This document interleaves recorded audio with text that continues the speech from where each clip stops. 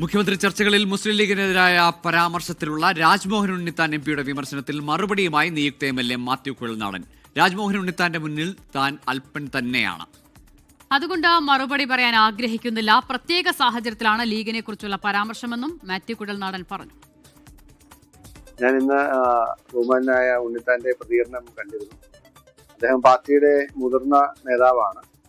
അദ്ദേഹം വളരെ സീനിയറാണ്. അദ്ദേഹം പറഞ്ഞത് ഞാൻ അതേപടി അംഗീകരിക്കുകയാണ്. ഞാൻ അദ്ദേഹത്തിന്റെ മുമ്പിൽ അല്പനും നിസ്സാരനുമാണ്.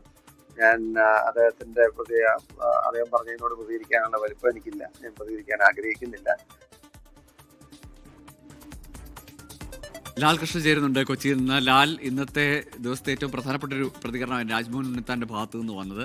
ഈ മാത്യു കുഴൽനാടന്റെ പ്രതികരണത്തിന് ശേഷം കോൺഗ്രസ് നേതാക്കൾ ആരും അതിനോട് മറുപടി പറയാനോ തിരുത്താനോ ഒന്നും ശ്രമിച്ചിരുന്നില്ല. അവിടെയാണ് രാജ്മോഹൻ ഉണ്ണിത്താൻ ഉദയം ചെയ്യുന്നതും. ഈ മറുപടി എന്നത് ഒരു സർക്കാസമാണോ, അതല്ല ഇനി കൂടുതൽ ചർച്ചകളിലേക്ക് കൊണ്ടുപോയി വഷളാക്കേണ്ട എന്ന മാത്യു കുഴൽനാടന്റെ തന്ത്രമാണോ?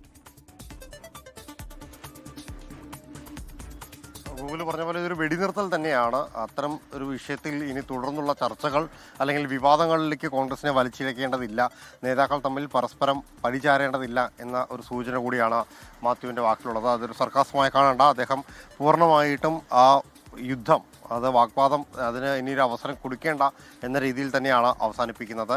താൻ നിസാരൻ തന്നെയാണ്, അല്പനാണ്. അതുകൊണ്ട് തന്നെ ഇനി അക്കാര്യത്തിൽ പറയാനില്ല. മാത്രമല്ല ഒരു മുതിർന്ന നേതാവാണ് അത്തരമൊരു കാര്യം പറഞ്ഞത്. പക്ഷേ താൻ ഏതു സാഹചര്യത്തിലാണ് ആ അഭിപ്രായം പറഞ്ഞത് എന്ന കാര്യം കൂടി പരിശോധിക്കണം എന്നൊരു നിർദ്ദേശം കൂടി അദ്ദേഹത്തിൻ്റെ വാക്കുകളിലുണ്ട്. അതായത് അദ്ദേഹം പറയുന്നുണ്ട് അതൊരു പ്രത്യേക സാഹചര്യത്തിലാണ് താൻ അത് പറഞ്ഞത്. ആ പറഞ്ഞതിൻ്റെ അന്തസ്സത്ത മാത്രം എടുത്താൽ മതി എന്നുള്ളതായിരുന്നു മാത്യു കുഴൽനാടൻ്റെ വാക്കുകളിൽ ഒളിഞ്ഞിരിക്കുന്നത്. അത് പലരും ആവർത്തിക്കുന്ന ഒരു കാര്യം കൂടിയാണ്. അത് കോൺഗ്രസിൻ്റെ ആഭ്യന്തര കാര്യങ്ങളിൽ ഇടപെടേണ്ട എന്നല്ല താൻ ഉദ്ദേശിക്കുന്നത്. പക്ഷേ കോൺഗ്രസിൻ്റെ ആഭ്യന്തര കാര്യങ്ങൾ തീരുമാനിക്കാനുള്ള സ്വാതന്ത്ര്യം വിട്ടുതരണം എന്ന കാര്യമാണ് തങ്ങൾ ഉദ്ദേശിച്ചത് എന്ന രീതിയിലാണ്. അതൊരു ഉദ്ദേശശുദ്ധി അവർ വെളിപ്പെടുത്താനെല്ലാം ശ്രമിക്കുന്നുണ്ട്. പക്ഷേ അത് ആ രീതിയിലല്ല ഏറ്റത് എന്നുള്ളതാണ് യാഥാർത്ഥ്യം.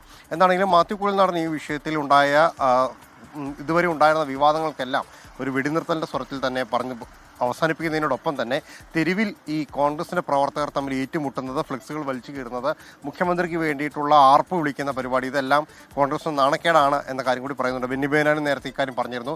ആ ശോഭ കെടുത്തുന്ന രീതിയിലാണ് എന്ന കാര്യങ്ങളെല്ലാം പറഞ്ഞിരുന്നു. കോൺഗ്രസിലെ നേതാക്കളിൽ ഈ ഒരു സ്വരമെല്ലാം വരുന്നുണ്ടെങ്കിൽ പോലും അണികൾ അത്ര തൃപ്തിയല്ല എന്ന കാര്യം കൂടി നമുക്ക് മനസ്സിലാക്കാം. എന്താണെങ്കിലും രാജ്മോഹൻ ഉണ്ണിത്താനുമായി ബന്ധപ്പെട്ടുകൊണ്ട്, ലീഗുമായി ബന്ധപ്പെട്ടുകൊണ്ട് മാത്യു കുഴൽനാടൻ തുടങ്ങി വച്ച കഥന ഏതായാലും അഴയുകയാണ്.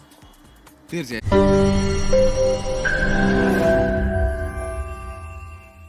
ലോകത്തെവിടെയായാലും ഏത് സമയത്തും 24 വാർത്തകളും ഓഗ്മെന്റഡ് റിയാലിറ്റി പാക്കേജുകളും എക്സ്പ്ലെയിനറുകളും വിശദമായി കാണാൻ ഞങ്ങളുടെ യൂട്യൂബ് ചാനൽ നിങ്ങൾക്ക് സബ്സ്ക്രൈബ് ചെയ്യാം.